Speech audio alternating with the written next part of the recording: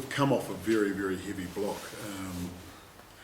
One with the draw that we had a lot of big games, obviously European matches as well as the local derby with the Ospreys.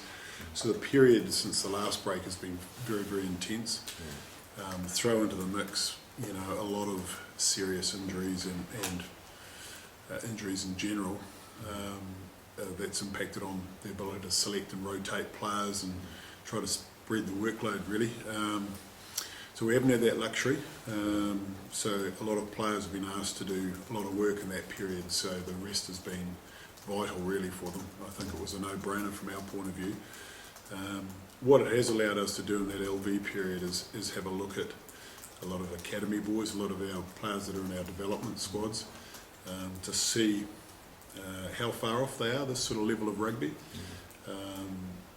And it's great for them, the guys that do a lot of the training, hold up the bags against us and that sort of thing, to actually get into a game and see for themselves how much work they've got to do in their own games. So it was a useful exercise for both reasons really, the resting of players and seeing some of the young guys go. So we've got obviously Ken Owens back, which is a big plus because he's the captain of the side and very experienced player, so getting Ken back is great. He came through 70 minutes against London Irish and felt really good the next day and has trained since, so he's come through with flying colours really, so that's great. Because leadership's a big thing. When you take your sort of top line players out, then the players with the experience are vital, and he's one of those guys, so it's great to have him back.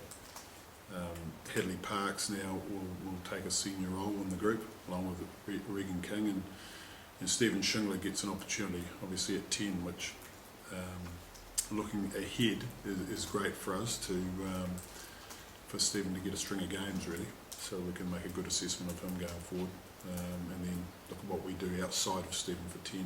It's one of the other things that we're doing in the background. They're a definite threat to that top 4, top 6 sort of scenario. So it's a big game for us at home, and you know, they've fashioned a good record at home this year as we have, so we were disappointed when we went out there and lost 14-8. The game we felt that you know, we could have and should have won, but didn't, so we look forward to this game in what is a must-win game for us.